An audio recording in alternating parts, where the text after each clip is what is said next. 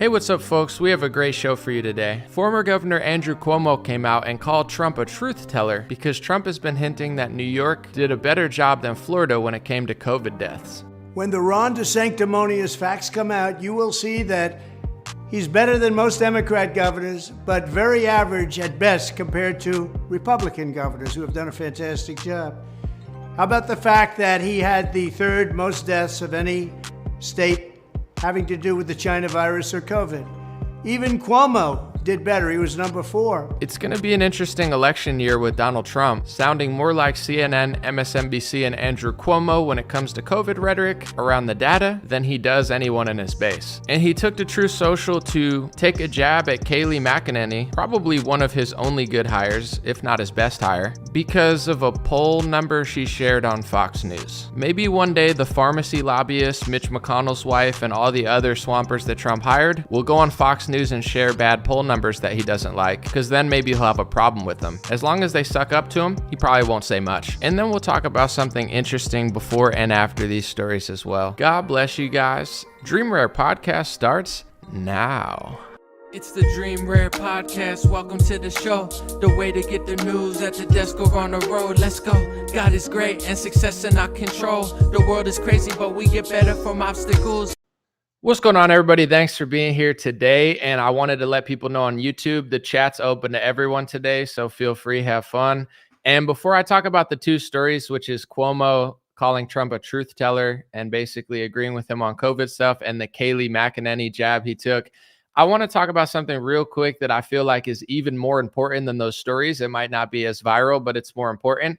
And I shared a little clip of my Kathy Barnett interview yesterday that I was talking on Instagram. And basically the message was, I just want to get it out real quick, is I think capitalism's better than socialism. I think libertarianism, conservatism is better than like left-wingism, but the Great Reset is fooling a lot of kids. And the whole point of the video, and I said it yesterday, but I said that they're winning the narrative debate, especially among the youth, because they come in and say, we need to be more friendly and be more kind and gentle. And a lot of times the right wing will just say, no, we just got to make money.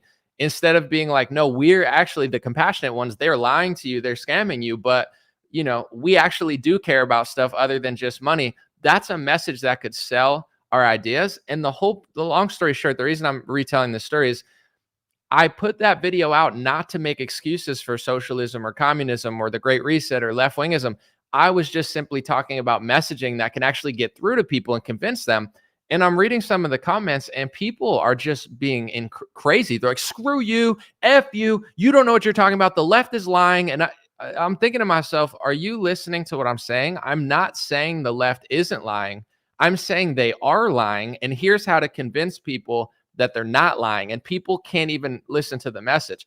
So before I talk about this story, that's kind of the overarching theme of today, or as something that I think is more important than gossip or people's opinions, is the fact that I don't know what people are really trying to accomplish. Because at the end of the day, there's a great saying that I once heard that was a lot of the older generation sent their kids out into the world and said, they're going to learn, they're going to grow up, they're going to learn when they hit the real world. And what happened instead was the people, these millennials and Gen whatever, they went out into the real world and they shifted the real world into liberal Great Reset world. So this theory of like, you don't have to raise your kids, you can send them to liberal schools, you can let them fall for the propaganda and they'll just eventually learn. Some will, some won't. It's not really a good strategy. So it's all about messaging and getting to these people. But when I try to get the message of freedom and liberty and these things that conservatives pretend to believe, they spend more energy freaking out at me because they don't understand. It's like a slobbering base at this point. It's like the tongue's out, they're drooling, and they just want to hear someone who just says something generic. And it's like, at the end of the day, we're talking about a mindset battle here. If enough people don't care about the Durham report, nothing matters. It doesn't matter since Republicans don't actually do anything with their power 9 times out of 10 anyway. So this is a mindset battle, an information battle. And until you get enough people to be on your side, your slobbering, drooling support of whoever, it doesn't actually matter. So what I'm trying to do is get people to understand that we are, and maybe some of these people aren't, and maybe they really are just as bad as the other side thinks they are, but I'm trying to build some sort of a coalition of enough people who care about the values that we pretend to care about so something actually gets done. But it's impossible to do anything like that if people can't even hear the message that I'm trying to portray, which is capitalism is better than communism, but people are tricking people. That's the whole thing. People are tricking your kids. People are tricking the left. Here's how they're winning. And then you just keep proving me right by being annoying. No wonder why nobody listens to you. So that's kind of more important than my stories for today, but I wanted to get through to it. All right, let's read the first story, which is Andrew Cuomo is essentially saying Trump is finally telling the truth about COVID. Here's the tweet. I'm going to bring it up on screen. Andrew Cuomo said on his Twitter, Donald Trump tells the truth finally. New York got hit first and worst, but New Yorkers acted responsibly. Florida's policy of denial allowed COVID to spread, and that's why they had a very large second wave. And he referenced a FloridaPolitics.com article that said Donald Trump continues arguing Ron DeSantis was worse than Andrew Cuomo on COVID. So I played it at the beginning. The clip that Trump said is, he's basically now, because he wants to beat DeSantis, understandable. He wants to win. He's looking for an edge.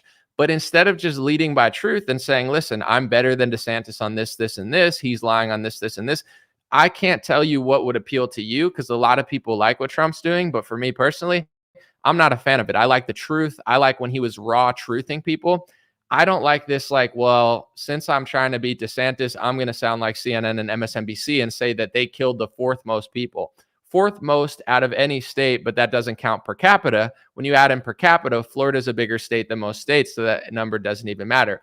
Also, you're doing the COVID data. A true truth teller would tell you about the PCR test, how they were testing, how they were counting cases, because they were counting anybody who died with COVID died from COVID. I mean, that's an insane way to count. I've done this before. I'm not comparing COVID to the common cold, but if you said that everybody who died with the common cold died from common cold, you'd have probably hundreds of thousands of common cold deaths in America. Go Google the number of people who get common cold every year, and then imagine if they died with it and you just said they died from it. So these are things that will free us from the tyranny. These are just honest things that any honest politician or journalist would say, but Trump's just not that guy anymore. So now instead of actually telling the truth or just not lying, he's trying to make DeSantis look bad by taking rehashed Andrew Cuomo talking points about how Florida is worse than NYC when it comes to the death rate and saying that to his base. And there's two different types of people.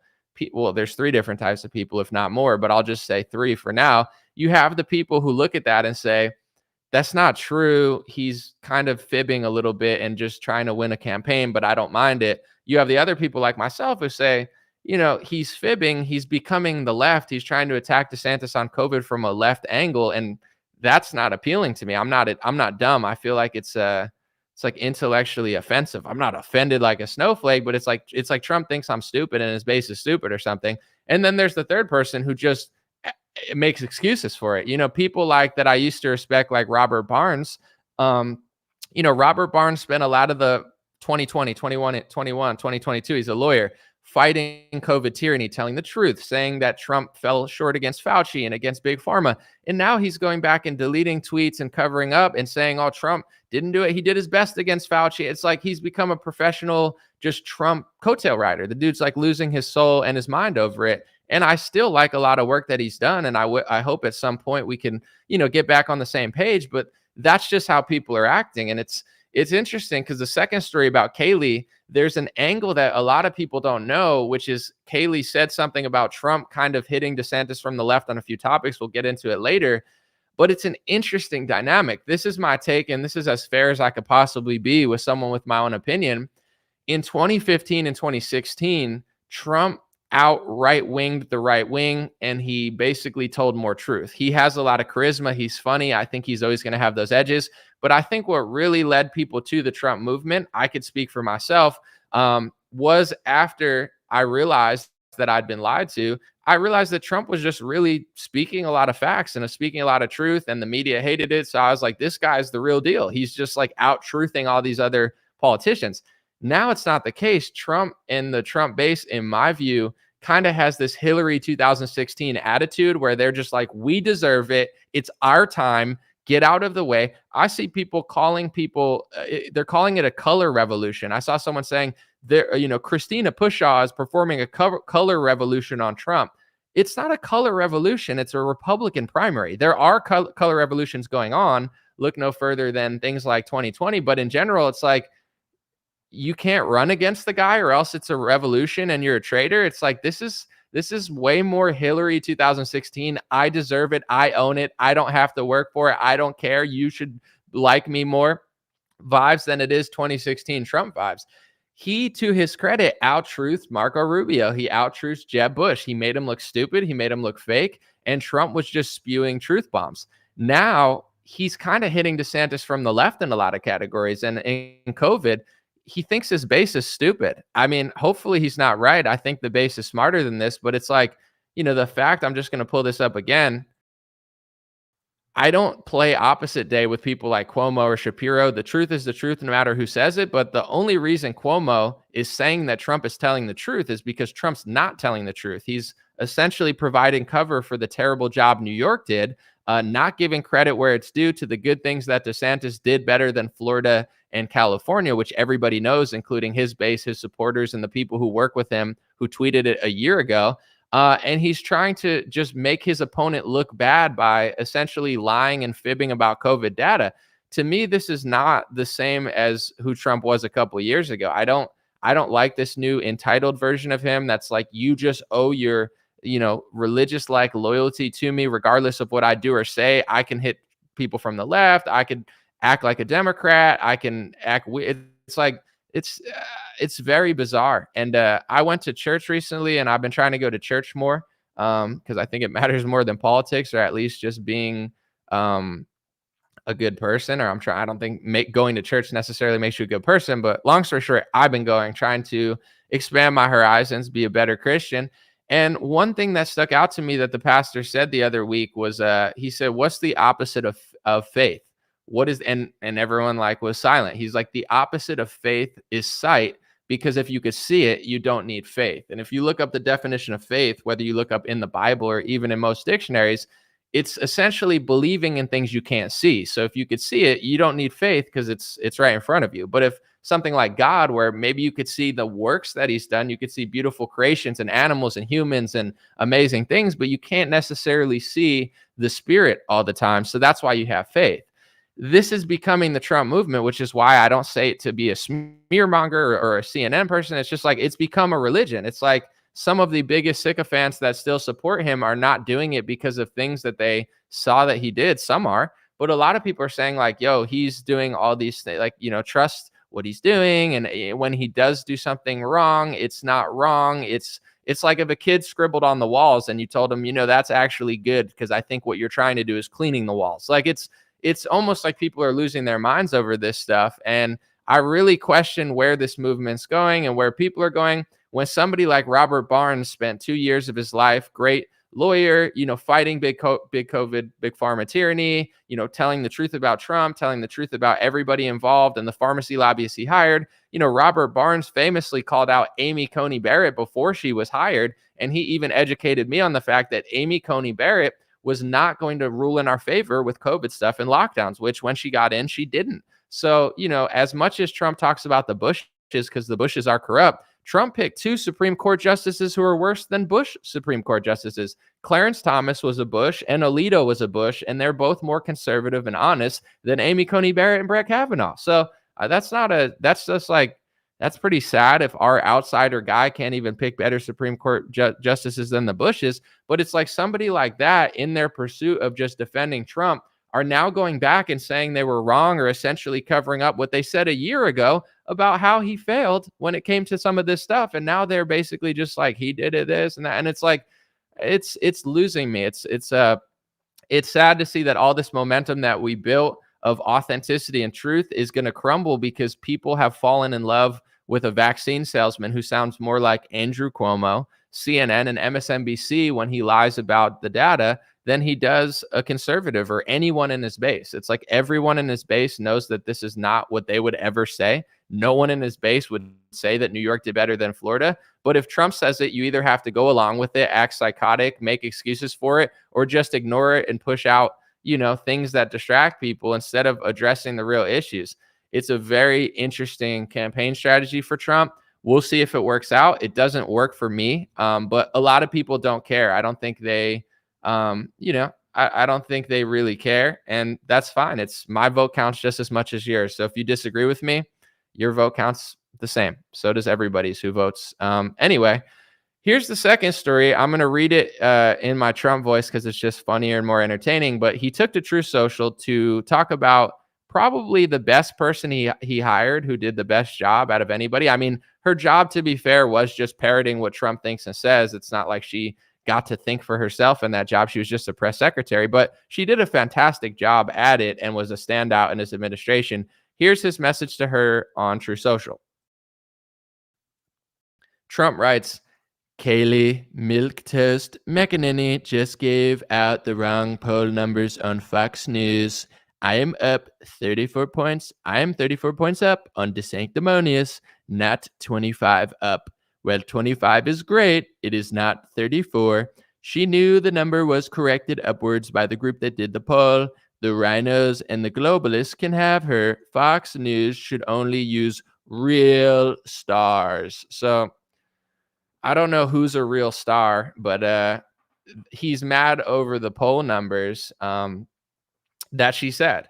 Did she say 25 when it was 34? Did she say 34 when it was 25? Does it matter? Were those the numbers that Trump didn't want to hear? Were those the wrong numbers that she repeated? Personally, I just don't care about polls. I think most Republicans don't believe polls. They only pretend to believe polls when they go in their favor. Like, you'll have Trump supporters who'll say polls are fake until Trump's up 40% in a poll, and then they'll be sharing it all day. And you'll have DeSantis people who'll be like, we don't believe the polls, but if it shows DeSantis close to Trump, they'll share the polls. To me, that's what polls are at this point. Yes, they provide some intel, but overall, I'm not really a poll fan, especially at this point in the election. I don't care if it says DeSantis is up by 90 points or Trump's up by 50 points.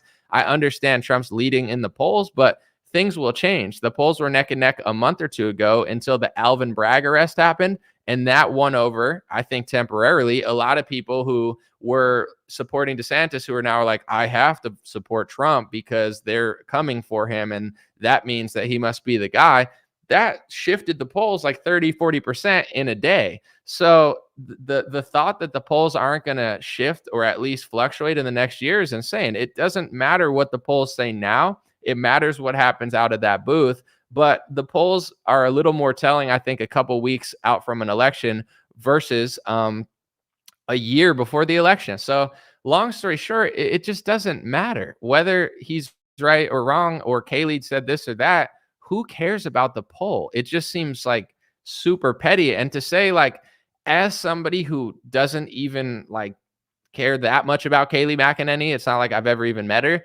She was one of the only stars in the Trump administration. Like, Mike Pompeo wasn't a star. Alex Azar, the pharmacy lobbyist, wasn't a star. Mitch McConnell's wife, who Trump hired, wasn't a star. This Goldman Sachs guy he let run the banking wasn't a star. I mean, Trump filled his entire cabinet with swampers, and one of the only stars and one of the only Scaramucci wasn't a star. John Bolton wasn't a star.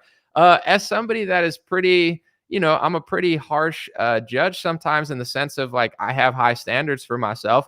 Kayleigh McEnany, objectively, whether you like her or not, she was one of the only stars in the Trump administration, if not the biggest one, who people actually liked because she did a good job. I'm going to say something before I read an interesting angle on this.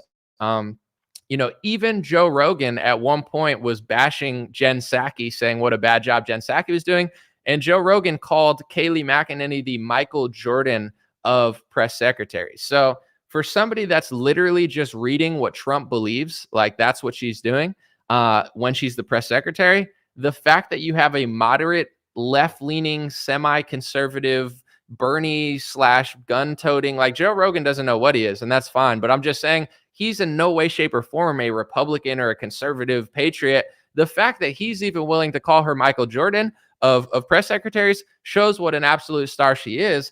And I don't care what people think about Trump or DeSantis, but in order to win a general election, you have to get suburban moms. You have to get the Joe Rogans and the Elon Musks to want to vote for you over Biden. This is the truth. I'm not saying you have to pander to them. I'm not saying you have to cave your values to them, but you do have to find a way to get that message across. And I feel like, unfortunately, this is not something that conservatives cared about. They've told themselves and convinced themselves that the election doesn't matter at all, but then they care so much about it. So if you think the election is 100% rigged, then why are you even arguing with me about Trump and DeSantis? If you truly think it doesn't matter, stop paying attention and go for a jog. If you don't think it's completely rigged and you only think it's partially rigged and you think that there's still a chance that Trump or DeSantis or someone could win, then it's time to get smart like Scott Presler, register voters, learn how to ballot harvest in places where it's legal, play the game, get suburban women on your side, get the Gen Z on your side, get the Elon Musk and the Joe Rogans to at least think you're better than Biden. These are the games. So that you can't do both at the same time. You can't tell me that the election's 100% rigged and it doesn't matter. Yet these are the people that are acting the most hysterical over an election that they don't even believe in.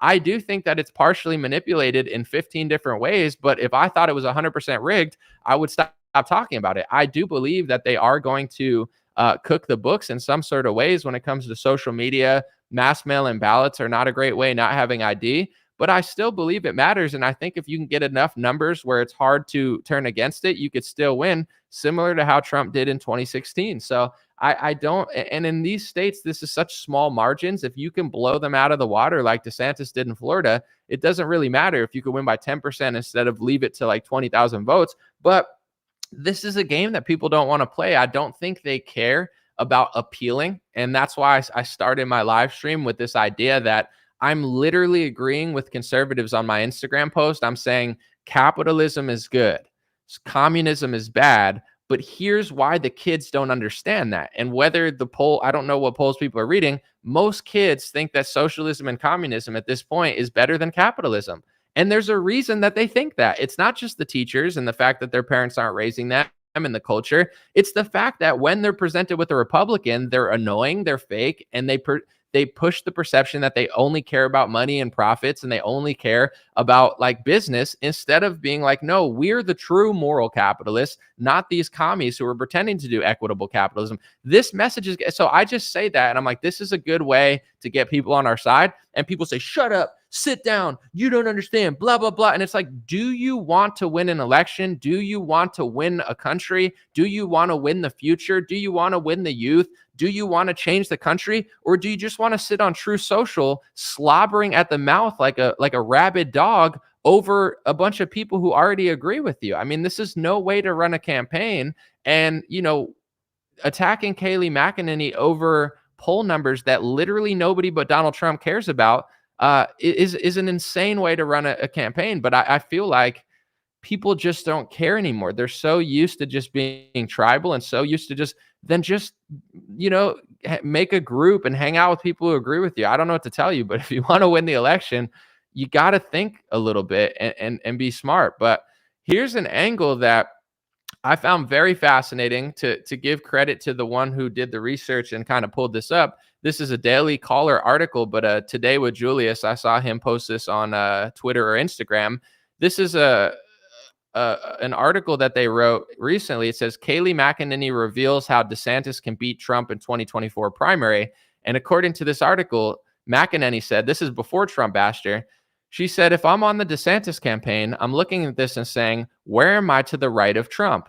I'm to the right of him on Disney and corporate America and fighting for children. I'm to the right of him on abortion. I'm to the right of him on vaccine mandates, McEnany said. Trump's not for mandates, of course, but he did call himself the father of the vaccine. If I'm DeSantis, I'm going to ignore the name calling, knock it out the mud, and I'm going to cleave to the right on policy. So this begs the question. Obviously, nobody could get inside Trump's mind, but is Trump mad at Kayleigh because she read the wrong poll numbers? Probably not. I mean, Trump is very petty. He does watch too much television and he cares so much about like what people are saying, which is, I get it. But it's like, I think he's mad because Kayleigh is kind of playing the fence on Trump and DeSantis because she's identifying accurately that DeSantis is to the right of Trump on many issues. He's to the right of Trump on abortion. Trump isn't that principled. In some ways, people like that. They like his personality. They like his character. But he's not somebody who really cares that much about what he says. Like, you know, so when DeSantis comes out and says, this is how I feel about COVID, the numbers, how they're counting, and DeSantis really rose the ranks because for, 2 years after he flopped, he started telling the truth about what was going on. Trump is totally unprincipled. He will then morph his opinion into Andrew Cuomo's opinion and morph his opinion into CNN's opinion, just as a desperate attempt to make DeSantis look bad, taking a left-wing stance on the COVID data, which isn't true. And I've done hundreds of videos disproving that. he doesn't actually seem to care about anything except for himself. And I'm not just saying that as like a lefty talking point. It just seems objectively true. On abortion, he doesn't have a real stance. On COVID policy, he doesn't have a real stance. On vaccines, he came into office as a vaccine skeptic who was talking about vaccine injuries, and he left office as a prolific vaccine salesman and a socialist for big pharma who won't even admit that there's injuries because it's his product that he calls himself the father of. So, I can't speak for everything McEnany has said. I've heard she's weak and lame on the war in Ukraine and Russia. But when it comes to this, I think she accurately identified that if DeSantis wants to win this campaign, he could start hitting Trump from the right. And that's what DeSantis is doing. And the more DeSantis hits Trump from the right, the further left he goes. It's like very revealing. If you try to outmaneuver somebody and they respond by just crushing you with the truth, it's like, damn, Trump's the truth. DeSantis challenged him and Trump's just throwing truth bombs at him. Trump's not doing that. He's throwing truth socials at him, but he's not throwing truth bombs. He's morphing his mind to agree with Andrew Cuomo, CNN, and MSNBC on COVID numbers and how, the difference between the data without talking about excess mortality or per capita or the lockdowns or the horrific, collateral damage that was done by New York and people like Andrew Cuomo, who everybody thinks is like horrible, especially what he did in nursing homes. This is not something Trump actually cares about. So, Kayleigh probably just saw that, said it, and, now she's unloyal. You have to bow down and slobber for the vaccine salesman. Doesn't matter if he does socialism, doesn't matter if he pushes out COVID communist propaganda like he did in April, saying that America was right to lock down and Sweden should lock down and Georgia should lock down. As far as I'm concerned, that's communist propaganda, saying lockdowns are good and freedom is bad. That's what Trump did in April and May. A month and a half, 2 months after the lockdown, he's crying on Twitter that Sweden didn't lock down. That's communist propaganda. That's MAGA now. Socialism, communism, vaccine sales, lies, taking left-wing stances. I'm not saying DeSantis should be trusted. It's just Trump is DeSantis broke Trump and he broke a lot of people supporting him, and they haven't had to intellectually question themselves in a while. So when they're being challenged, they're absolutely melting down. Even if I come and say, I agree with capitalism, I agree with right wingers, I agree with conservatives, I agree with you, but here's how I think we could just slightly message better so we can actually get the youth on our side because they hate most of us. No, shut up. Why are you making it? I'm not making excuses for him. I'm not saying the article was written well. The left is lying. Shut up, Anomaly. You don't know what you're talking about. I'm saying the left is lying. Yeah, the left is lying. The left is deceiving. But I'm trying to awaken the people they're deceiving, and you can't even listen. You're like a slobbering, drooling dog. It's like, It's like, bro, what is wrong with you? I agree. I'm just saying, let's get these kids. Let's not get them on our side. Let's just yell at people, and they should just like us. And why would they like you? You're turning away half the party. Doesn't even like you. I'm going to read a few comments in a second, but I wanted to play this video because yesterday I saw Trump say something on immigration that he was going to stop anchor babies or whatever it's called, where like millions of illegals are pouring in. They're having kids here most of the time purposely. And then there's some sort of rule or law or, some people think it's in the Constitution, so it's going to be hard to overturn for Trump or DeSantis. I've been reading up on it. But Trump has said recently, he put out a video that Don Jr. shared, that if Trump gets into office, he's going to get rid of the anchor baby program. And the funny thing was I actually watched that and I was like, oh, it looks like Trump is, shifting right, because he didn't do that when he was in office, or I don't even think he tried. Maybe he did and failed, or he didn't try, or I don't, whatever. But then I saw this video that someone posted, and it's like he actually said that in 2015. So just like people are challenging DeSantis and they say, oh, these politicians flip-flop or they promise you the world and that. Yeah, Trump did, build part of a wall and gave money to Israel or whatever, changed their capital. But when it comes to this, I mean, objectively, honestly, whether you like him or not, he did say he was going to do this in 2015 and he didn't. So I don't, it's worth at least standing up for yourself and being like, are you really going to do it this time? Or is it just a campaign speech? Or no, are we not supposed to do that? Is this the new religion where it's like, we have that attitude with everyone, Anomaly, just not Trump. We don't do that with him. Okay, calm down.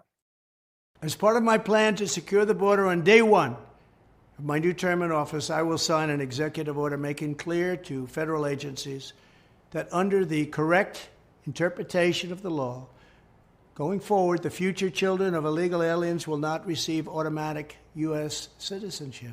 The birthright citizenship, the anchor baby, birthright citizenship, it's over.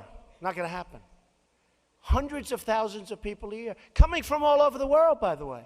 It's over. Not going to happen. So he said it wasn't going to happen. It did happen. He didn't do anything. With DACA, at one point, he was offering amnesty. He deported less people than Obama. He did a better job than Biden. He had better policy than Biden at the border. But, let me know what you guys think. Is questioning Trump or treating Trump like other politicians disloyal? Or is it intellectual? Is it smart for American patriots to care about their values and their morals and come together and form an allegiance that is willing to stand up against Trump or DeSantis? Or is it smart to create a religion around a political figure and have no actual opinions if they do it? But if DeSantis did it, you do have an opinion. What do you guys think? I realized, and this has like been a steady couple years, because I realized a lot of stuff in 2019 when nobody wanted to listen about a few things. But one thing that I'm not going to say it woke me up, but I guess maybe the word would be disappointed me. I was disappointed, and maybe it's my own fault for believing so much in other people. But what disappointed me was when McCarthy won, watching how dishonest a lot of people on the right were acting. And I'll tell you why it was dishonest. They were going bananas at anybody who endorsed McCarthy or stood with McCarthy or was backing McCarthy when everybody was dissenting. And they were going crazy at Marjorie Taylor Greene. Crazy. Like, people were going nuts at her, right? Here's my thing. Just be consistent. If that's your theory, is anybody backing McCarthy, we need to go nuts on them. Then why didn't you go nuts on Donald Trump? It's become like a religion. It's like if Marjorie Taylor Greene endorses McCarthy, Marjorie Taylor Greene is the enemy, and I need to destroy her entire personality. But if Trump does it, we just have to pretend like he didn't do it. DeSantis backed McCarthy's opponent. Trump backed McCarthy. It doesn't mean I trust DeSantis. That's just the truth. Trump threw his support behind McCarthy. DeSantis threw his support behind McCarthy's opponent. But everybody in the Republican Party who backed McCarthy needs to be eviscerated, but not Donald Trump. He needs to just be ignored and supported and worshiped. It's a religion. It's no long, and I'm not saying this from a left-wing perspective. I'm saying it from a right-wing perspective. It's gotten so outlandish to the point where I'm reading the comments when people are disagreeing, not like I'm so offended by it, but I'm like, wow, these people really haven't challenged themselves for a long time. They've been following right-wing, essentially, in my view, propaganda pages that just spew out like one-sided rhetoric, just things that. So then when the ideas are now challenged, people just like melt down. They've never heard it. They can't believe it. They think it's left-wing. It's like if Trump agrees with CNN on COVID and starts pushing left-wing COVID nonsense, and I say that the same thing that I said in 2020, which is that's not true. Now they think I'm left-wing because Trump's being left-wing and hitting DeSantis from the left. Like, that's how people are conditioned, because in their head, it's like Trump is right-wing and anybody who disagrees with them is rhino, traitor, or swamp. It's insane. You don't have to like DeSantis. You could think DeSantis is this and that, but for him to run against Trump, people are calling it a color revolution. And I'm not saying everyone's saying that. Don't get it twisted. I say some things and then people think I'm talking about everyone. I'm not. But there are a percentage of people who will believe that. On my Twitter, there's this one guy. I'm not going to say his name. God bless him. He still follows me. I don't think he hates me, but we disagree. He believes that Pelosi, Hillary, and Biden have been arrested and that they're like, replacements. I'm all for theories. I'm not one to call stuff stupid because a lot of crazy stuff happens. But like, that's where some of his base is at right now. Objective reality isn't good enough for them. So instead of facing that reality and trying to fix it, they're believing that all of their enemies have secretly been arrested and been replaced by body doubles. I'm not saying all of MAGA believes that. I'm not saying that 98% of MAGA believes that. I think a small percentage of MAGA believes that, but it's bigger than some people realize. There's a growing, or at least a pretty steady number of people who are like, yeah, no. Like, the military is secretly in control and Trump's in control. It's like, if Trump's in control, then why is everything going the way it's going? Why is inflation rising? Why is the border open? It doesn't make sense. If he was in control, things would be going better. That's why I voted for him over Biden. He's not. The Biden administration is in control. It's almost like it's a very cowardly cope for some, because the truth is, it's like if your house was on fire and I said, hey, your house is on fire, we have to call the fire department right now to put the fire out. That's what a mature man would do. A psychopath would look at the fire and say, no, that's not a fire. That's a sign from God that says that our house is better than ever. Our house is better than ever, and the fire department's in control of this. What are you talking about? That's how I see it. I'm optimistic. You're a black pilled anomaly. I'm not black. I'm a grown man. I'm not a child. I'm not an infant. I'm not a liar. If the house is on fire, the house is on fire. I'm not trying to freak people out about it, but I'm going to try to fix it calmly if I can. I'm not going to hallucinate that it's not happening, but this is like a large part of the Trump movement now, is things are so not what they wanted them to be, that instead of facing them and saying, this isn't ideal, but he's slightly the better candidate or whatever, they're saying, this is ideal. This is what you don't think it is. And we have faith in things we can't see because we know that they're happening. This is the same crowd that said that the lockdown was a good thing for a month and that it was to arrest the Vatican. And they said that Oprah and Chrissy Teigen were on house arrest when the whole country was on house arrest. They're like, look, Ellen's locked in her house. So is the United States of America. The whole country's locked in the house. You got to lock the whole country down to lock up Ellen? What are you talking about? These people have lost their minds. I don't like Ellen DeGeneres. I don't trust Ellen DeGeneres. But if she's in her house and I'm in my house and 100 million Americans are stuck in the house, it's like, what type of tyrant would need to arrest 100 million people or lock down a whole country in order to arrest, 20 celebrities? Like, these people have lost their damn minds, and it's been for a couple of years. The Kayleigh thing, I don't care if you attack Kayleigh for lying. But like, over a poll number of 10 percentage points on a poll, no one cares about polls, bro. Your supporters don't care about polls. I don't care about polls. People only pretend to care about polls. You know what polls are? Polls are for operatives on the DeSantis and the Trump side or the Biden side or whoever to post an article and say, look, and paint the perception that they're doing slightly better than they are. Or paint the percent. No one actually believes these things. You could talk, oh, polls are fake until they say you're up 20. Then all of a sudden it's a Daily Caller article or a Fox News article. It's a joke. Someone said Ellen did lose her show. Yeah, and 20 million Americans lost their jobs, and 10 million military members and nurses couldn't work without a vaccine mandate. So Ellen lost her job, but so did everyone else. Like, that's, wow, big congratulations. It's a huge success. My thoughts on the upcoming election too are this. It's like, I've said this a bunch, but this is like the main point that I believe as a voter.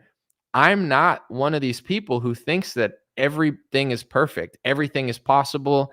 I'm very pragmatic, very strategic, and I would still vote for Trump over Biden because I think it makes sense in 100 different ways. With that being said, I'm not stupid. So if you made a bunch of mistakes and you did a bunch of stuff or whatever, or like you fell short in 50 different categories, I don't hate you for it. Just look at me in the eyes and tell me that you're going to do it this time and make me believe that you learned your lesson. Kayleigh, although she didn't do much besides just like regurgitate what Trump said, she was one of his only good hires. And for him to say she's not a real star when she is a star, whether you like her or not, is just a lot. It's just stupid. So it's like, who is Trump going to hire? Who's he going to pick? How is he going to learn his lesson from 2020 if his rhetoric has only gotten worse? From 2020 to now, Trump's rhetoric on COVID is worse than it was in March, April, May, and June. It's worse. He's getting worse. He's getting worse because people don't actually call him out and they just make excuses for it. So they're incentivizing him to just get worse and worse and worse and worse. I don't trust any politician, but I certainly can't even trust somebody who doesn't even pretend. But my friend did make a good point, though. I was talking to him the other day, and he said, what I like about Trump is he'll tell, like when he said that he hired the FBI director because Chris Christie told him to, I believe Trump. I believe that he's telling the truth there. I believe that he hired Christopher Wray because Chris Christie told him to.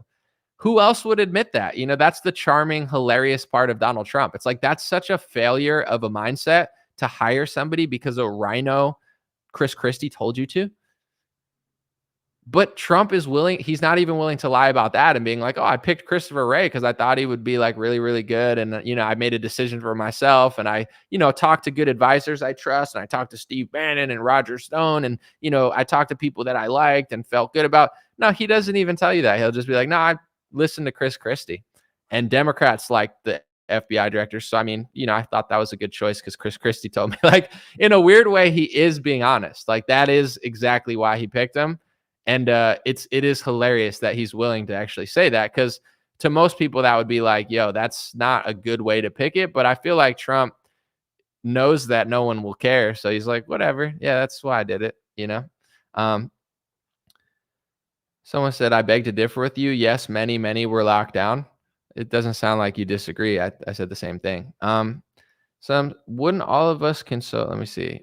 McCarthy was a sleeper sellout. I'm not surprised. Every one of them is compromised. I think this is the thing that people are missing, and they're perceiving what I'm saying as pessimism, but it's not. I think everybody wants to play this game of it's everybody but that guy, and that's where you get in trouble. It's like it's everyone but him. I'm not saying to hate Thomas Massey or to hate Donald Trump or to hate Ron DeSantis. I'm not asking you to hate them or not appreciate what they've done. But if you think that it's always the other side, that's how they get you. It's so clear to me now how politics works. They have to play off of something in order to get the accountability away. And the Democrats and Republicans just pass it back and forth like hopscotches, and nothing ever changes because everybody always thinks it's the other side. In 2019, when I realized that Trump and DeSantis are passing speech laws, this is the irony of the people who will say, oh, Anomaly's riding DeSantis's coattails. I guarantee you, 99% of the people that are on Trump's side that are against DeSantis now, they didn't say a single negative thing or a single critique that was honest about DeSantis until Trump told them to, which shows that they're not real people. They don't have their own opinions. They don't have their own work ethic. They are just professional bobbleheads and cheerleaders. With that being said, when it wasn't cool to call out DeSantis's tyranny, when no one would do it because they were at Turning Point USA or PragerU or whatever, I was like, objectively, I like Trump and DeSantis, but they're passing speech laws that I view as, paving the way for hate speech laws in America, which they are, in my view. When I told this to my influencer friends, I'm not going to name names because I'm not petty and I'm not personal, and I still value my friendships, and I am a good person. I'm not doing this to be vindictive or anything, but I'm telling this story because it's true. I have influencer friends that are some of the biggest right-wing influencers in the country. And when I brought to their attention that Trump and DeSantis were paving the way for hate speech laws sneakily, they told me to not talk about it. They said, just wait till after the election, or I don't want to be perceived as hateful. So I don't want to, I don't want to ruin what I've built in my social circle. So I don't want to talk about it. They didn't say, Anomaly, you're wrong. Anomaly, that's not what it is. They said, no, I agree with you. It's just, it's not time to talk about the First Amendment right now because we have to beat Biden in 2020. That was in 2019. In 2020, nobody wanted to question the bipartisan COVID scam. And it wasn't just the Democrats. The Democrats did it more. The Republicans did it too much. Anyway, they told me just wait till November. In November, they told me just wait till January. In January, they told me to wait till August. In August, they told me to wait till 2021. And now I'm unloyal if I talk about it. And during the election, if it's Trump versus Biden or Trump versus DeSantis, it's not time to talk about it now after he gets in. This is politics. This is how they get you. They give you characters. They paint a WWE show, the left, the right, the red, the blue, the Trump, the DeSantis, the whoever, the Biden. And then they tell you that it's just the left. The left's doing it. Blame the left. Why don't you talk about the left? Because our side's working with the left, and it's not going to change until our voters realize that. The game doesn't matter until people realize that our team's not who they said they are. And once we can make our team who they pretend to be, then we can actually win against the left. Until then, the number one most important thing to do, besides, of course, win the election, is see that and call it out.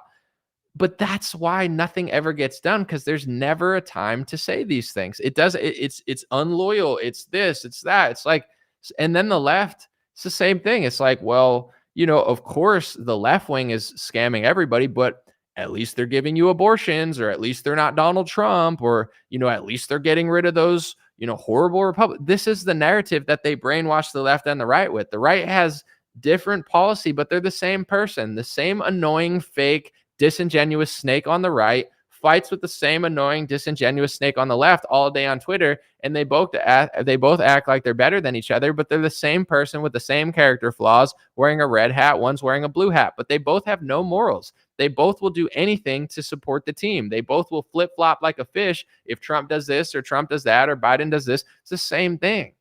The right has better policy. The right's worth voting for. They hire better judges than the left, but for the most part, this is the big secret. So that's the most important thing to me at this point, and why I talk about it is, besides the fact that the right-wing echo chamber has like whittled down into like a slobbering nothing. I mean, the average thought process going on now is very low level, because anybody who spends a lot of time on Instagram and Twitter and only follows like right-wing accounts and believes everything they says, they've been being conditioned to just like not think about anything and just think it's just the left or just the rhinos. But it's like, okay, so McCarthy's a rhino. Yes. So what happens if Marjorie Taylor Greene endorses McCarthy? Well, then she's a rhino.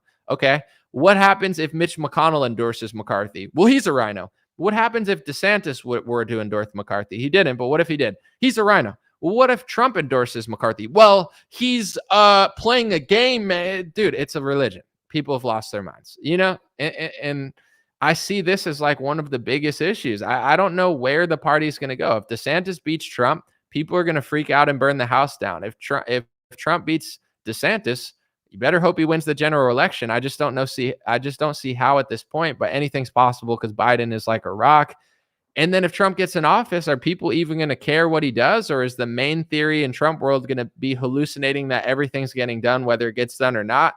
I just see this as like, he's basically made the base like meaningless. It's like, what's the point of having all these numbers and all these people if you can't actually cohesively organize and actually accomplish something together by holding politicians accountable? All these huge wins, if they are even wins, I don't even know at this point, but like Target and Bud Light and stuff, this is not being done by Donald Trump. In fact, Trump's son was the one that was trying to semi-quash the Anheuser-Busch protest because, they donate to Republicans. But in general, the big wins that we've had culturally, if they even are that, have come from the base. They've come from people who like DeSantis and Trump, who stop fighting for a day and actually do the same thing and spend their money in the same places. This is where these wins are coming from. They're not coming from the top brass. So this idea that people have that we can't accomplish anything on our own, or we can't do anything without the vaccine salesman who says Andrew Cuomo COVID talking points, like that's the leader is the guy who says lies that nobody in his base said. Like, you would never catch DC Drano or any of these Republican, David Harris. And, I like both of them, but you'd never catch them saying that, Andrew Cuomo did a better job on COVID deaths than Florida. Drano would never say that. David Harris would never say that. Candace Owens would. No one would ever say that because no one in the Trump base actually believes that. Yet the leader of the movement keeps saying those things and nobody seems to care. It's like, what's the point of being part of a movement where the leader's faker than everybody in it? What? It's interesting. It's like kindergarten for adults. People don't actually care about stuff. They just want like social friends or something. I get it. Everybody likes friends. I like friends too, but it's like, it's like a big hangout or something. It's like, let's just make money, eat filet mignons, and like dunk on the left while we become the left, and dunk on the rhinos while we become the rhinos. It's very bizarre. I'm gonna read a few comments. Let me see what you guys think. Most everyone sees what he is saying. The difference is he has a platform and is saying what most others are thinking. Not sure if you're talking about it. Joe said they say high school never ends, right? I used to laugh. I mean, not in like a sadistic way, just in like a this is pathetic way. They used to tell kids, like when I was in high school and stuff, stop bullying. Oh, we're doing a stop bullying campaign. How are you going to stop kids from bullying if you can't even stop bullying? How are you going to tell kids to act right when you can't even act right? I'm 33 years old. I'm not that old when it comes to politics, but to a teenager, I'm old. Long story short, I feel like I'm one of the more mature people in politics, and I'm embarrassed by that because I don't even consider myself that mature. But it's like, why am I 33 years old and I'm watching 60-year-olds and 50-year-olds act like children? It's pathetic. I literally say in a stream, Here's why they're scamming people with liberalism and communism and false, fake, equitable capitalism, great reset. I disagree with that 100%. And here's how we can actually get people to hear our side, because the messaging is very bad. It's so bad that I don't even like it. And I agree with you. And people are like, you must be a liberal. I'm agreeing with you. I'm trying to wake these people up, and you won't even let me. You won't even let me wake these people up. You're so annoying. You're like a slobbering dog. It's like, who wants to listen to you? This is why no kids listen to you. They go to like Bad Bunny concerts and Justin Bieber and Taylor Swift concerts, not, their mom spiraling, watching X22 Report or Fox News, like slobbering at the television. Like, nobody's listening to you. People in the base are listening to you. More people are learning their lesson because the country's getting so bad that it's like snapping people out of reality. But as far as individually, you're not really helping with this type of attitude. You want to gain so much favor on your side that we can actually do something about it. I've talked to someone recently and they're like, all these bombshells about the FBI and, what they did to Trump and all this sort of stuff, it's all so bad. Like, why is nothing getting done about it? And the truth is, nothing's getting done about it for two reasons. One, the Republicans pretend to be libertarians and conservatives, but they govern like socialists and communists, including Trump. They're not actually trying that hard. They're just failing, hiring people that Chris Christie and Democrats and Mitch McConnell told them to. That's what Trump did. And then crying and throwing up his hands to raise money and leave his supporters out to dry. Two, the reason nothing's getting done is because public perception is not on our side. It's closer to 50-50 than it is 60-40. It's very close. I'm not saying Democrats are winning everything, but there's not enough people who care. So if these reports come out about the FBI and it's 1990, something might get done about it. Probably not, but there's a chance because actually people care about it. But when the numbers are so close and the people that care about this stuff are so annoying, unlikable, and like slobbering that they're not even like, there's people who agree with you, like the Elon Musks and the Joe Rogans and the moderate type people, but they don't even want to hang out with you and listen to you because you guys act so insane and weird and you're only talking to yourselves. And anytime anyone says anything else, you just act insane towards it. It's like, how are you going to get something done with like the Durham report when your own party doesn't actually care, when your own party doesn't actually do anything? And the only other way to actually gain results would be getting like a 70-30, 60-40, 65-35 public perception on your side where enough people actually care about it. And that's never going to happen if you don't even try to reach out to people who disagree with you and get that message across. It's gotten so toxic recently that Ashley St. Clair, who is, I think she's a mom now. She has a kid. She seems like she has growing up. I'm not saying she wasn't before, but you get it. She's growing older like all of us. She's like being very reasonable, saying, I'm glad Scott Presler is actually going around registering people, because whether it's Trump or DeSantis, this is something nobody's thinking of. And we need to win the election. So we need to actually like register and do ballot harvesting and where it's legal. And just saying, I'm glad there's someone like Scott Presler out there actually doing something for Republicans. You have this guy, he's like a professional Trump coattail rider, Yoshi, I don't even know. And he's just like, oh, no fence sitter, screw. Like, he's like freaking out at her. It's like, bro, if Trump and DeSantis's campaign aren't doing this stuff, who do you think's going to do it? But they don't care. They just want to hang around people who agree with them. There's nothing wrong with that as far as social circles, but if you want to win an election, you do have to convince suburban moms. You do have to convince the Joe Rogan and Elon Musk, like moderates of the world, and people who listen to podcasts, and Tim Dillon, and people who know that Biden sucks, but they don't really like Trump that much. You do have to actually not only register voters, learn how to ballot harvest where it's legal, but you do have to make a pitch to these people. If your pitch to these people is screw you for actually doing the job that Republicans aren't doing, because you're not just slobbering at your feet over everything Donald Trump says and being a professional bobblehead for him, that's a crazy method to actually win the election. But people don't actually care about winning because they don't even believe in it. Their theory is it's rigged, but we care about it, but it's rigged, but we think we can win, but it's rigged, but we're going to argue with DeSantis people all day because an election that we don't actually think is real. And if we lose, we're going to say it's rigged. If we win, we're still going to say it's rigged. And we're going to have this perception that we don't actually have to do anything to win. If you think it's 100% rigged, stop caring and arguing with people. If you think it's anywhere from like 10% to 80% rigged, figure out how to fix what you could fix, and then figure out how it's possible to win with it. If you don't think it's possible to win, stop caring. This is the nicest thing I could say to people. If you don't think it's possible to win, you literally think it's impossible, whether it's 100%, 80%, stop caring, stop arguing, stop debating. None of it matters. I just saved you a year worth of stress. If you believe it doesn't matter, stop caring. If you believe that it's still going to be a little bit janky, but there is a chance that somebody could overpower what they're doing, then you have to win suburban moms, win some of the youth, make a message that reaches the moderates, not compromising your values, but sometimes it's actions.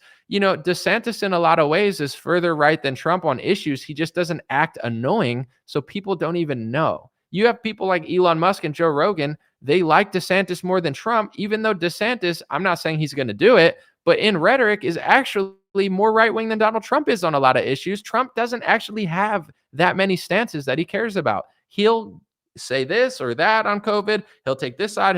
Lockdowns are bad. Lockdowns are good. I'm glad we did it. Florida's doing a great job. Florida's doing a terrible job. Cuomo's a criminal. Cuomo did a better job than DeSantis. I don't believe the data. I do believe the data.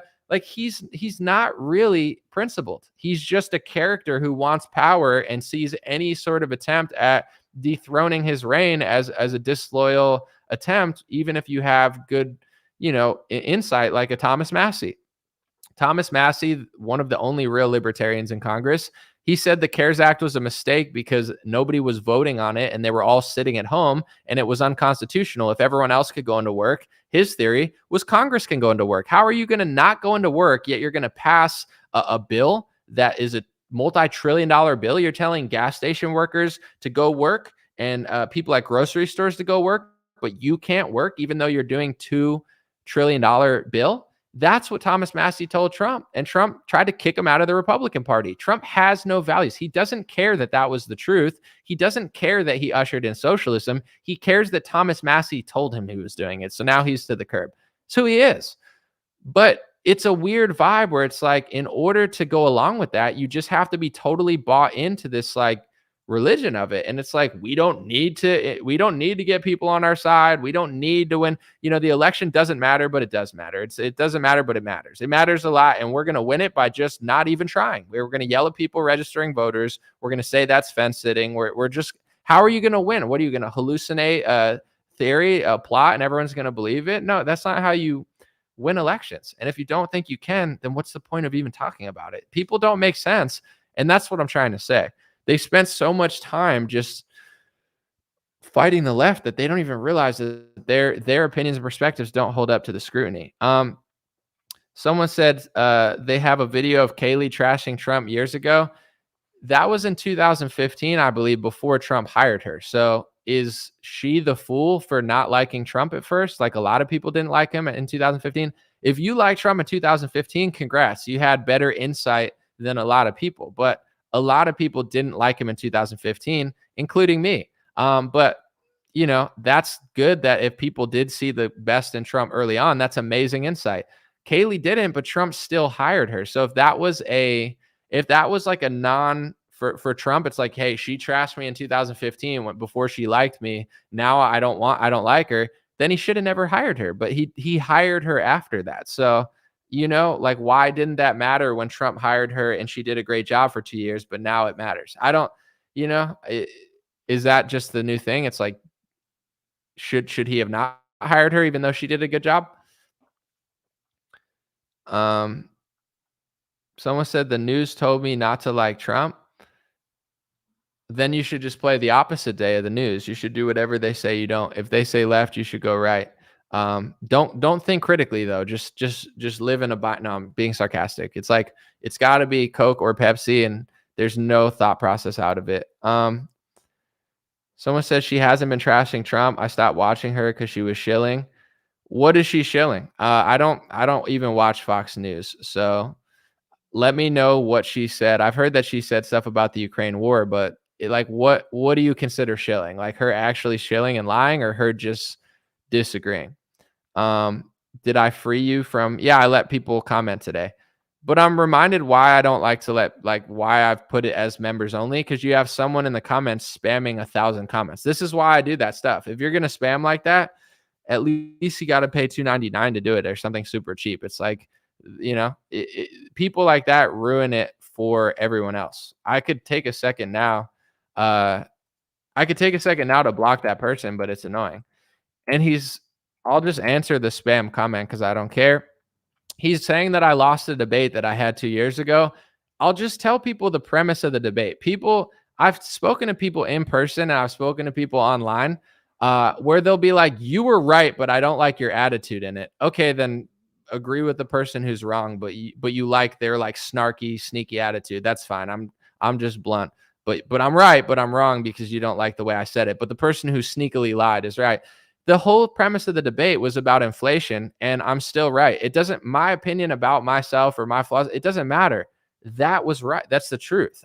There's been things that I've done that were wrong. That debate is not one of them. Maybe I could have let him be snarky and sneaky and not addressed it and countered it, but I chose to do that. But anyway, the whole debate was about inflation, and I said that the inflation that we're seeing today is not just a product of Biden. I said Biden sucks. I didn't vote for Biden. He made it worse. But Trump and the Republicans and the Democrats, they printed too much money in 2020. And all of the money printing that they did, and the universal basic income COVID checks that they did, the little communist AOC, checks that they did that all of a sudden now have Trump's name on it. So we have to pretend like we like it. That led to inflation. If you could just print that much money and not have to deal with it and lock down for 2 weeks or a month, and like Trump was strong-arming Honeywell into making ventilators instead of what they actually make, the supply chain was shut down by Democrats and Republicans for 2 months, and then Democrats shut it down longer. But the point that I'm getting to is you have to give at least a piece of that pie, the responsibility for the inflation, to Trump. And the truth is, Thomas Massey's saying this, Ron Paul's saying this, even DeSantis is saying this. Anybody with a brain is saying this. I'm saying this. If people don't want to believe that, and they want to believe the slobbering propaganda that only Democrats created the inflation, then Fox News will listen to you. Sticks, Hex, and Hammer, satanic symbols will like your, unwavering support. There's a lot of people out there brainwashing conservatives into thinking that if Democrats print money, it's bad, but if Republicans do it, it's necessary and it won't lead to inflation. It's not true. It's not true mathematically. It's not true economically. It's not true literally. No real libertarian, conservative, or mathematician or economist believes that. So if you want to believe that the winning argument in that debate was the guy who was saying that Trump didn't help cause inflation, you're welcome to do that, but I stick by what I said. And the big thing that bothered people was I said, if you're dumb enough to believe that, then that show's for you, not my show. It's not the best way to gain supporters. I understand that, but I genuinely still believe that. It's like, if you actually believe that, then it's going to be hard to watch my show, because I don't, that's like a very low level thing. That's like saying, the First Amendment's good, but if the right wing infringes on the First Amendment, now the First Amendment needed to be infringed on. Like, it's very low level, like second grader stuff. I don't know what to tell you. Like, it's not, it's going to be hard for someone who believes that to watch my show. They're going to be very miserable watching it. Someone said, every time you hand out free money, you cause issues with inflation, and printing money is just a habit isn't smart either. It's exactly right, Robert. It's basic conservatism and libertarianism, but this is why Trump is so annoying to me. He's got people under a spell. Look at the deficit before and after COVID. Republican, including Trump, they campaign on libertarianism. They campaign on this idea that they're going to make government smaller. You could argue that Trump made government bigger than anyone's ever made government, and he's completely unapologetic about it. And the only two that are even talking about it are Massey and DeSantis, and people like Ron Paul who aren't in office anymore. I'm not saying you should trust DeSantis. I think Massey's a real one, but in general, it's like, what's the point? This is the point that myself and millions of people are getting to.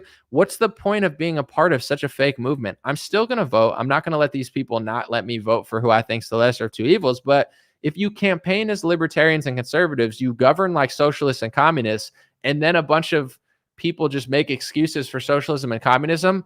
Like, what is this movement? It's not a freedom or libertarian movement or conservative movement. It's like a socialist, communist, religion where people slobber over somebody's words and personality and jokes and tweets more than they actually care about policy or morals or anything. Like, it doesn't make sense. This isn't a conservative movement. And this is what libertarians have been saying for 30 years. And they're totally right. It's like conservatives pretend like they're libertarians economically. They pretend like we're conservative on your values, but we're libertarian with the economy. And they're not. People like Ted Cruz, he's not even conservative in his values, and he's not economically libertarian. I guess in some ways, Ted Cruz is better than others with the economy, but in many ways, they just pretend to be libertarians and conservatives. So, libertarians already know this. They're like, dude, the Republican Party is a joke, and they're right. I'm not saying libertarians are right about everything, but when they say the Republican Party is a joke and they're socialists, it's true. They're not capitalists. They don't care. 2020 was the most communist socialist year I've ever seen, and they don't care. This is the part that people don't realize. They're not looking back and being like, the only one I've seen, two people. I mean, maybe there's more, but I've seen Thomas Massie and DeSantis say that was a mistake. Thomas Massie said it way before DeSantis did, but you don't see Trump being like, in hindsight, that probably wasn't all a good idea. I don't respect people that can't say that. It's not even that I don't respect them. What this movement's all fake and going nowhere if we can't even admit that was a bad idea. I guess that's just politics, though. It's just like raging narcissists just yelling at each other, lying, and then people pick a liar and people fight over these like raging, lying narcissists. Like, if someone comes to me and says Trump's a phony, DeSantis is a phony, the left's a phony, but I like this phony more than that phony, I agree. Phony, phony, phony, phony. Pick that one. Pick your phony. That makes sense to me. We can get along. We don't have to argue. But if you're like, he's totally not a phony, but they're all phony, that's not true. It's not even true. People are now saying that DeSantis is taking money from George Soros and Soros is getting... It's not even true. Soros made a video and said that Trump is despicable and he thinks that he'll lose the election to DeSantis. That's what Soros said. That's not an endorsement. He just thinks Trump's going to lose. Gavin Newsom said the exact opposite. He said DeSantis has no chance. DeSantis is going to lose to Trump. These are not endorsements. Newsom's not endorsing Donald Trump. Soros is not endorsing. I'm the only one and Cuomo didn't endorse Trump. This is what people don't realize. Now they're saying Cuomo endorsed Trump. Newsom endorsed Trump. That's not true. None of them endorsed anyone. It's just DeSantis said he thinks Trump's going to lose. Soros said he thinks Trump's going to lose. Newsom said he thinks that, Trump is going to win. And then Andrew Cuomo is just glad that Trump is spewing Democrat propaganda that makes him look good. So he's just thanking Trump for telling the truth, aka not telling the truth. So that's what's going on. But you got people now that are like, oh, Soros is funding DeSantis. Where? Show me. Because he fired a Soros prosecutor. Is he funding DeSantis? Can you show me? Because I could show you if you Google Trump, George Soros, Trump Tower. Trump took loan money from George Soros for one of his properties, I think in Chicago. That's true. So there's connections to Soros and Trump. But if you see connections to Soros and Trump and Soros and DeSantis, do you look at both of them and say, all right, maybe they're both doing it, but I like this one? Or do you say, I don't see that one. I only see that one. I'm going to lie about that one in order to justify my choice. If you have to lie about what's happening in order to justify your choice, maybe your choice is not a good choice. I don't have to lie to tell you my opinion. I don't have to lie about Trump and say, oh, Newsom's endorsing Trump. Newsom's not endorsing Trump. He just thinks he's going to win because he thinks that the base wants Trump. He might be right, Soros says that he thinks Trump's despicable and he thinks that DeSantis is going to win.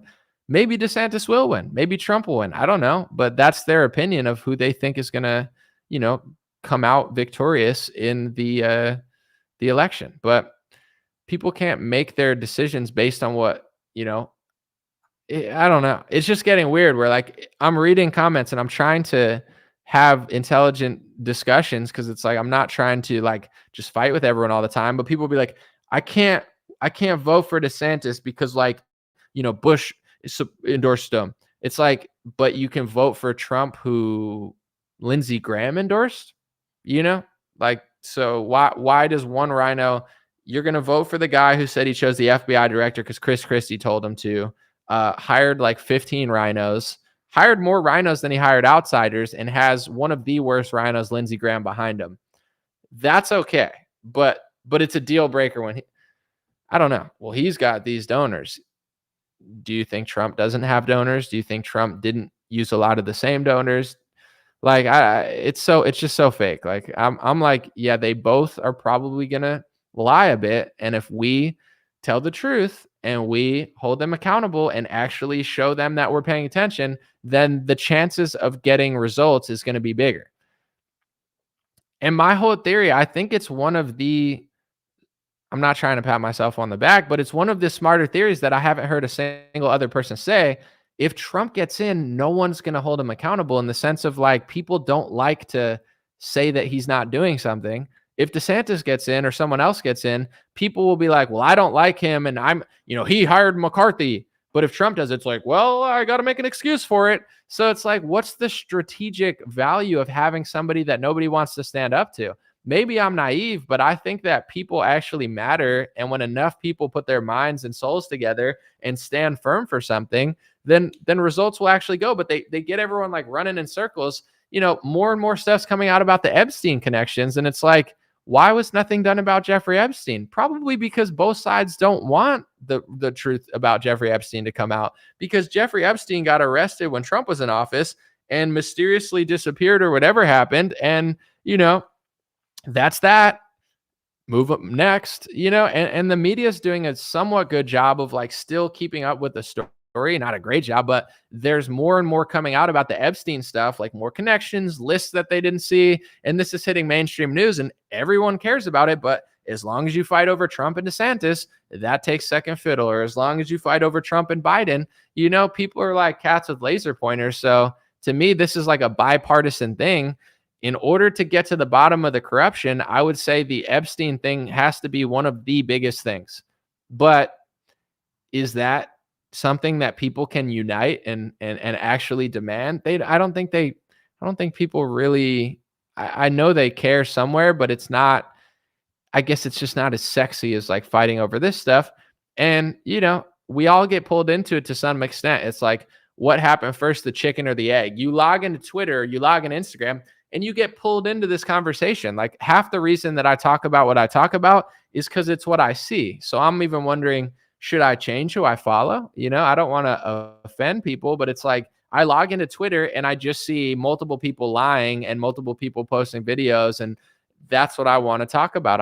That's the analysis I'm doing. But if I follow different stuff, then I'd have a different kind of worldview. But to me, the big difference that I've seen from 2017 and 2018 till now, and maybe I was naive back then and didn't know that much, but it felt like our movement was united because our leader was mostly doing the right thing. So when your leader is actually leading and your leader is actually inspiring and your leader is actually showing signs of actually coming through, then everybody is united behind that leader. Yes, of course, there were still rhinos and liberals, but the Trump movement was solid from 2017 to 2019 and 2020. It was solid because Trump was solid. The second Trump stopped being solid, the movement has been in shambles. And people don't want to realize that. If you're Jimmy Butler or Nikola Jokic and you don't show up to the NBA Finals, your team's not going to win. It's nearly impossible for the Denver Nuggets to win the NBA Finals if Jokic doesn't show up, because he's the best player.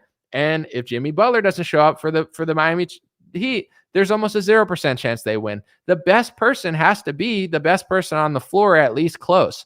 Trump isn't that guy anymore. He's not. He's spewing Democrat propaganda about COVID when 99.99% of his bootlickers would never even repeat that stuff because they don't believe it.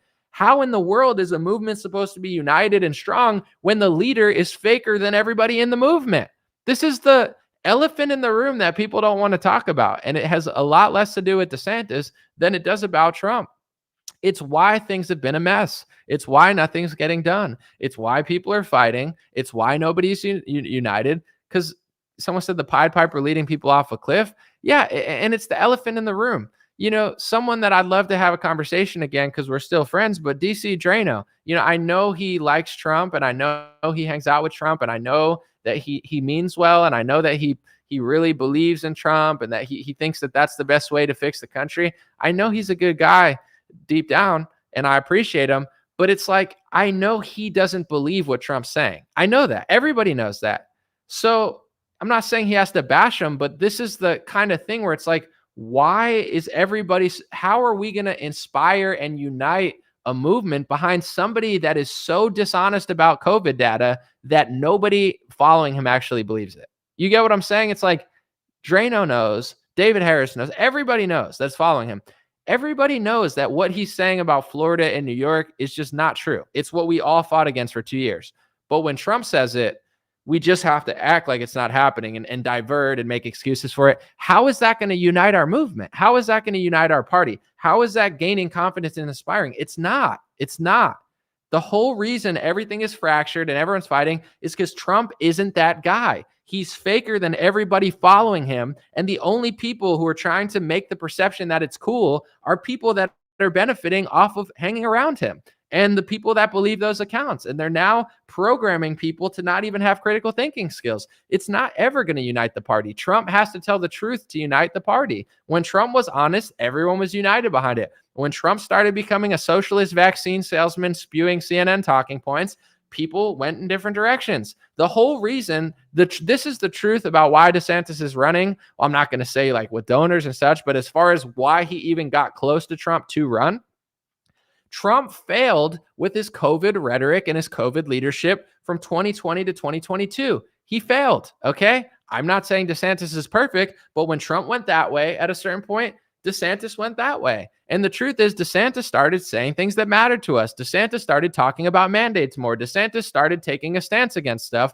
And Trump ran around selling his vaccine. He's a selfish person. He didn't care. He wasn't on Newsmax talking about the nurses and the military members for 5 minutes with a passionate speech. He's talking about himself and his socialism and his vaccine sales. And, you know, you can have your freedom or whatever, but I'd get it if I were you, but freedom or whatever, that's not an inspired speech for freedom. That's a vaccine sales pitch with I have to say this disclaimer or else my people will hate me. That's not inspiring leadership. And that's why DeSantis even got close to Trump, because he decided to be the leader that everyone was looking for, that Trump was too selfish and fake to be. This is the truth. I don't care who doesn't want to hear it. This is the truth. There would be no rise of DeSantis if Trump didn't fail so hard and if he wasn't so fake on the COVID stuff. And he could still beat DeSantis. I don't think he's going to win a general, but I hope he does if he's the nominee, but I don't really see it. I think it's a way riskier choice.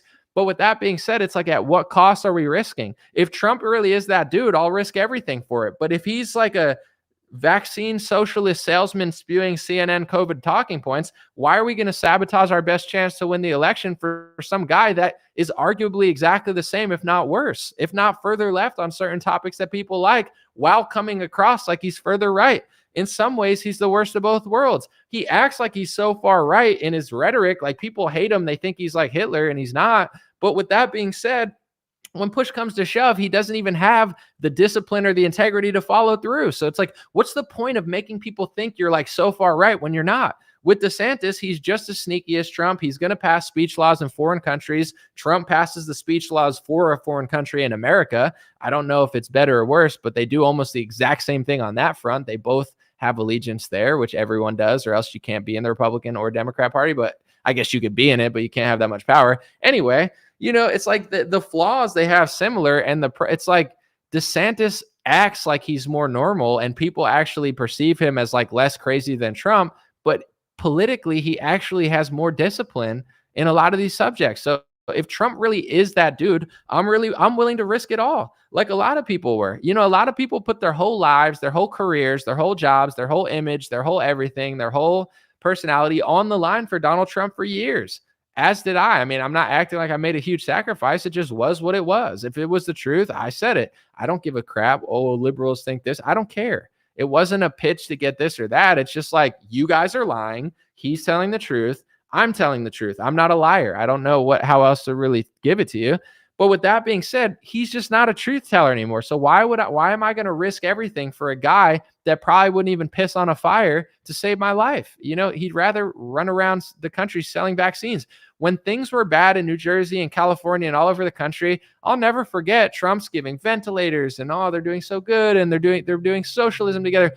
Phil Murphy is doing so good. We're friends. Me and Gavin Newsom of course you're getting along with Phil Murphy and Gavin Newsom, because Phil Murphy and Gavin Newsom are playing you like a fiddle. You're giving them all the socialist money. They're able to use that money to lock down their state and oppress their citizens, and you're falling for it like you always do. Either you're falling for it or you're in on it.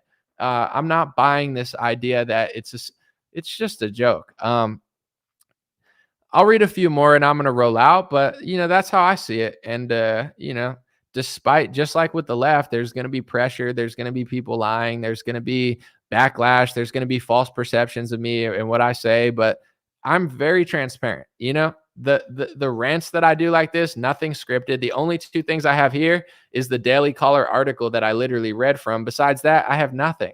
You can't fake this. I'm just like telling people how I feel. I don't even know what I'm going to say half the time at the end, where other people, they just sound like a politician. It's like, cool, we get it. Yeah. That's how I feel. Someone said content of character and having a healthy moral compass with a bit of backbone is good for the soul. Someone said Anomaly, I really hope you look into Vivek. I'm willing to have him on. I talked to Kathy. I'm willing to have a conversation and debate with him. Just like yesterday too, I'll go over that. Kathy's wonderful. I appreciate her for coming on. It was nice. I was not super aware, and I don't care. I mean, it's anything goes on my show. I don't really care.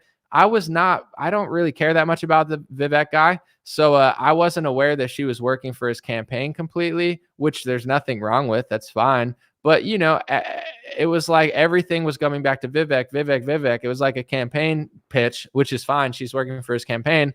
But when I was kind of just trying to say what I believe, and she cut me off and went on like a 5-minute campaign speech for him, it's like I had to interject again and be like, listen, I'm not this, my platform is not a Vivek campaign 2024 ad.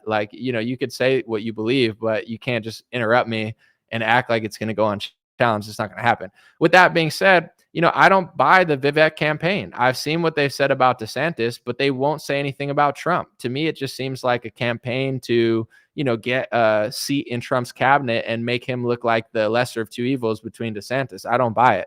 I hear what he's saying about DeSantis, and he's like, DeSantis is like a wannabe Trump. It's not even true. You could say DeSantis is worse than Trump, but DeSantis hired Joseph Ladapo, a surgeon general who's outside the system, and Trump hired a big pharma swamper who blocked me on Twitter. So if you're not even willing to say, I like Trump better than DeSantis, but here's a few things DeSantis has done better, and here's a few things Trump has done better, and I don't like DeSantis, but to paint the picture that DeSantis is just like a Trump, it's not really that accurate. So it's like, to me, everything I've heard from Vivek, he bashes DeSantis, which is fine. Tell the truth about DeSantis. But if you're bashing DeSantis, not even making sense, and then you go out of your way to be like, I'm like Trump, I'm the new Trump. It's like, I'm sure you are the new Trump. You're the big pharma guy that's pretending to be a patriot who, when push came to shove, was way later than everybody else, realizing what pharma did to everybody. So I don't, he can come on the show and have a conversation, but I appreciate Kathy for coming on and keeping it raw and, selling the campaign, but I don't buy it. I think it's just like he's trying to get a cabinet position or push but at the same time, if he has some new ideas and he forces Trump and DeSantis to adapt better ideas, there's nothing wrong with that. It could be a net positive. If he's got interesting things to bring to the party that pushes the party in a better direction, then I appreciate what he's doing. Time will tell. But as far as, I don't think he has 0% chance of winning. I've seen what he said about Trump and DeSantis, and I don't buy it. And I think people are easily just tricked. It's like you could run and smile and be like, and people are like, sounds legit, everything I've seen, I'm like, I don't see it. But, if I watch him and I watch RFK, I feel like RFK is a lot more authentic. But yeah, with the climate stuff and his liberal stuff, RFK is not going to be a conservative leader. He's just a pretty authentic person who's going to keep it more raw than most and try to hold Big Pharma accountable. In a perfect world, a conservative would put RFK at the head of the FDA or HHS or one of these departments, or give him some sort of position where, he could right the wrongs of Big Pharma. That's where I see RFK, but I don't think anyone actually cares about that. To me, this is just my personal view, just based on how people are acting.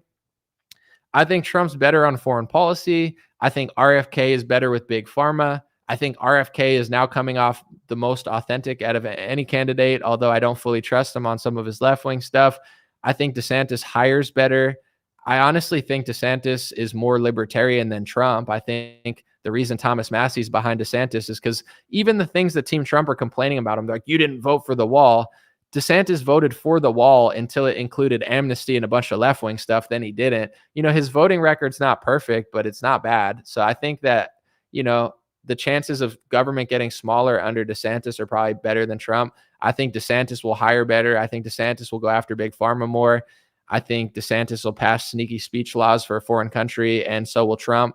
But I think the only thing that I still think Trump is better on is just he's sound on foreign policy, and I think he's a great leader to have talk to other countries. Like, he makes America seem super tough.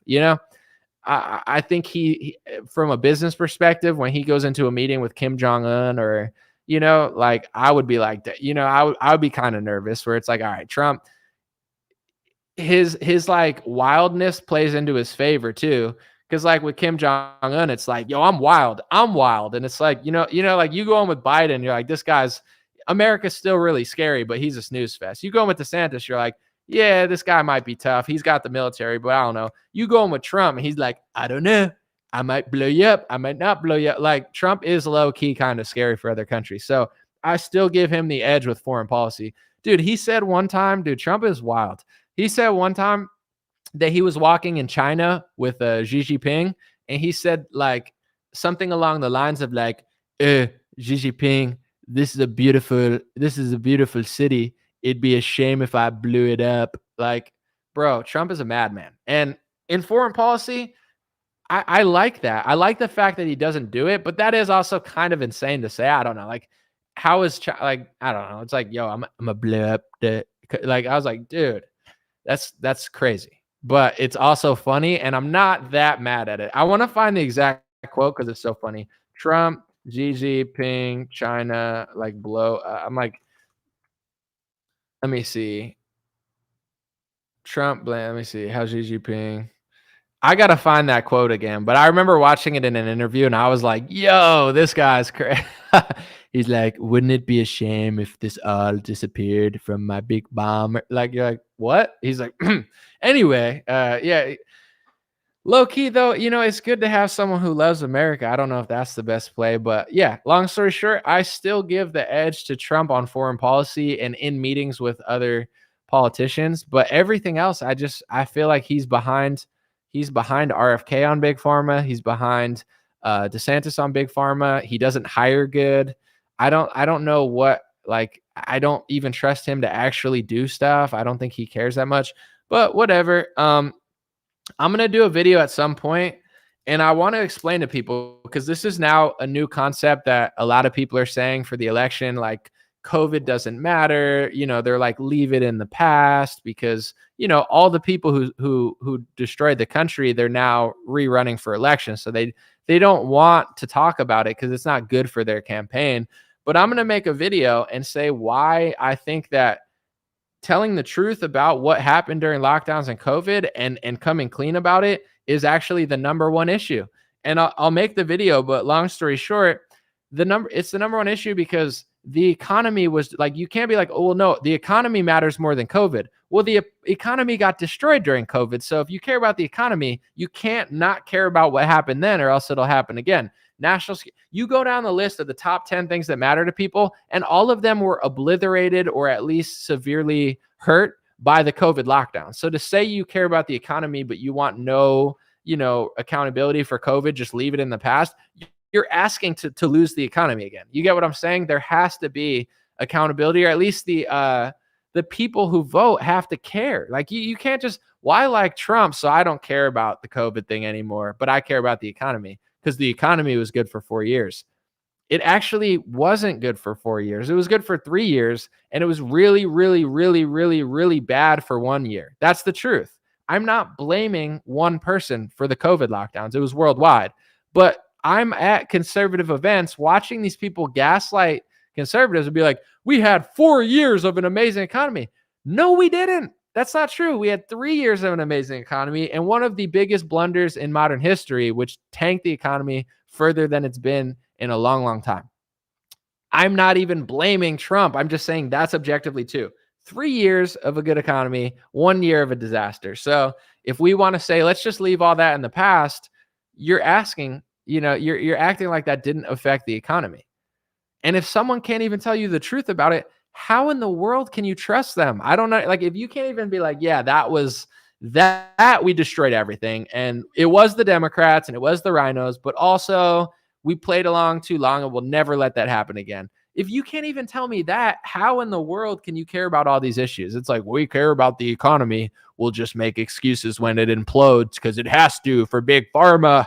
The only way to save the world is a big pharma shot that'll save the world from lockdowns. I mean, we had to do communism and vaccine sales to get free because our freedom is up for grabs for vaccines. It's like, this is the movement? Really? Really, guys? Like, do you really believe the people telling you that? Go listen to everybody. Go read every opinion that you want. Go watch what they're posting and just take what I say and compare it and contrast it and see if what they say can stand up to what I say. Because what I say stands up to what they say. What they say falls apart. And it's like, you're a liberal. I'm a liberal because I'm more conservative than Trump now. I'm somehow more conservative than Trump. Whatever. I'll read it. Someone said Trump 2042. Yeah, we should wait. We should wait 20 years and just bring him back when he's 95. I'm actually for that. It's like, at that point, we got to wait until he's 90 and then we'll and then it'll be time. I think that's the problem with Biden. He's not old enough. If Biden was like 130 years old, just like falling apart, then, maybe his leadership would be supreme. He'd regain, you shove a Neuralink in his head, all of a sudden he regains his thinking. Someone said, you think DeSantis just decided to run? He knew damn well he was going to run in 2021. That's why he moved away from lockdowns and vaccines. Wake up. Personally, I think he saw the weakness in Trump and realized he could run because Trump was failing on a major category. But here's the thing too. It's like, if these people are going to compete and do the right thing to compete, that just shows why competition's good. Like, if Trump's going to do the right thing because DeSantis is running now, or DeSantis magically did the right thing because he wanted to run against Trump, that's better than doing the wrong thing. I don't know. It's like, this is what I want Trump to do. I want him to take the DeSantis challenge and get better. The problem is he's just getting worse and the people supporting him are spiraling. It's not like I want him to be like, dude, DeSantis sucks on foreign policy and I'm better. It's like, okay, I can believe that. I did it. I walked the walk. I was in there with Kim Jong-un. I stopped that. I did bomb. I did bomb a little bit. I bombed a little bit. I just bombed Syria a little bit, but overall we defeated ISIS. Okay. And I'll be like, that's true. Trump did do that.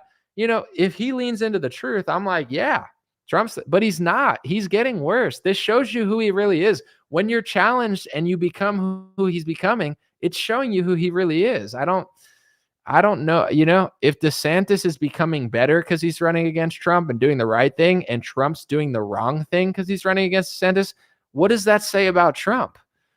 I bombed just a little bit. I bombed them to tell them who we are. We need your oil. Give us your oil. We need your oil. And you're like, geez, dude, I thought it was about Al-Qaeda. You're like, who? Al-Qaeda? What? No, I'm just kidding. But he did a good job. I mean, it could have been better, could have been worse, but Trump did better than Hillary would have done in Syria, in my view. Maybe not, but probably, almost definitely. Let's see. Someone said for sure, but the Dems are mind effed. So is the right, though. They're both mind effed because everybody's just playing opposite day. It's like, do people even think anymore? You get what I'm saying? Like, for example, if you put a mask on your face and it doesn't feel good and you can't breathe well and you understand the science of like air and you're like, this doesn't make sense, that's called critical thinking. You're not thinking of what Trump or Biden told you. You're just like, you're like a human. You know what I'm saying? You're not a robot. You're not a prisoner. You're a human with a brain that's like, I like the taste of this coffee. Does DeSantis or Trump like it? It doesn't matter. Do you like it? Are you alive? Do you have a brain? So it's like, but then with the left, it's like, you like this now because Trump said this and the left said this, and it's racist to not wear a mask. And you got people still wearing a mask because they believe it was like racist and people were trying to hurt other people. Like, this is not, the left lost their mind, not just over COVID, but over Trump. But also the right's also losing their mind over Trump in a different way. It's like, if Hillary did Operation Warp Speed, it's corrupt. But if Trump did it, it's a safe vaccine therapeutic. He's saving the world. He saved the world from a 20-year lockdown. The only way to save the world is to rush vaccines and do communism. He saved us. He's a hero. Operation Warp Speed, a hero. It's like, yo, I could literally take all of these people in an alternate reality and be like, yo, DeSantis did that exact same thing. And they'll be like, it's corrupt. It's socialist. It's a scam. Hillary did it. It's corrupt. It's socialist. It's a scam. Trump did it. It's wait, it's secretly an amazing thing to save the world from a 10-year lockdown. Bro, that's like, you say that the left wing's mentally ill. Do you know how it's not just QAnon people saying that now, by the way? It's like mainstream conservatives. They've brainwashed themselves to eat Mar-a-Lago steaks and sell t-shirts that the only way to beat the lockdown was to do vaccine socialism. He's a hero. Bro, you don't believe that. You're only saying that.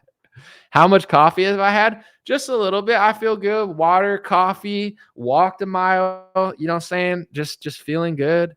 It's not about the substance. It's about the substance. You feel me? Come on, get it. Let's get it going. But yeah, I've had a cup.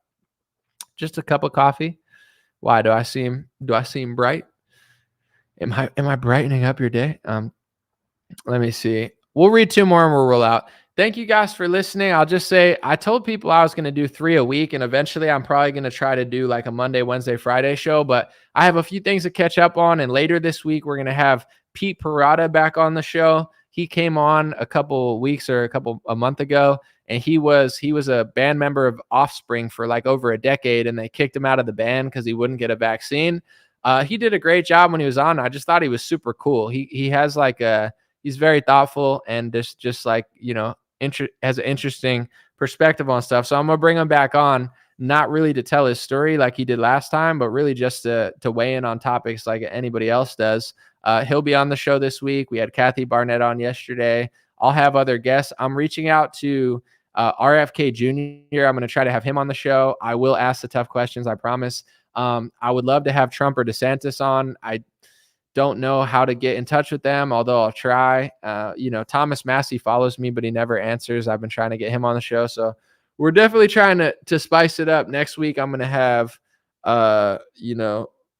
a special guest on as well. So I'm trying to bring more people on so it's not too boring, but that's what it is, folks. God bless you. God bless your family. God bless America. God bless the world. I guess I'm going to just roll out here. A few things real quick. Streamrare.com, STREAMRARE. I did an article on the Kayleigh McEnany story, and I'm going to do more articles. I think I did it pretty fair and objective. Obviously, I said some things, but really, I'll just let you guys know real quick with the pieces that I do outside of like the rare opinion pieces I'm going to do. I'm trying to do journalism the right way. Here's the story. Here's what Trump said. Here's what people think about it. Some people don't care. They like what he said about Kayleigh, consider her unloyal. Others dislike it. All my stories are kind of like that. So if you read the whole story, I'm being myself and there's personality in it. I think it's a lot more interesting than like the chat GPT copy paste thing they're doing at mainstream media, but I'm always trying to be objective. On my podcast, I'll give you my opinion.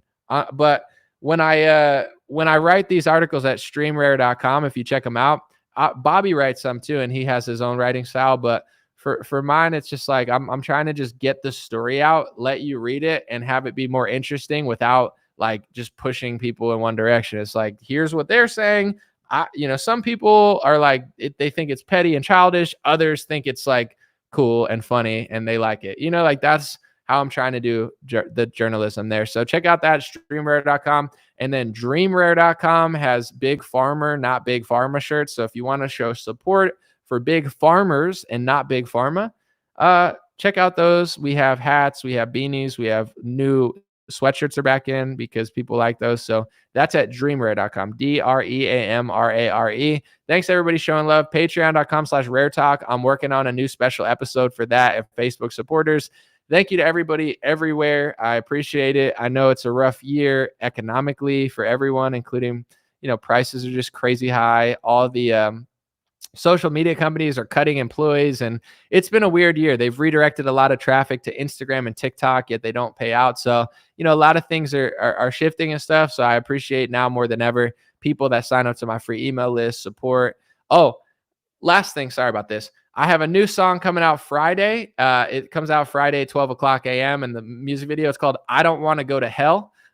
It's pretty dope. I think it's a pretty cool Christian song. It's my first like Christian song, because I don't just do like Christian music, but it's pretty much just a Christian song. I don't want to go to hell, with Mike Servin, the guy who did the Jesus Christ like breakdancing thing that went viral. He's super cool. He had a cool hook, and that's the concept of the song. Is like, it's a very relatable.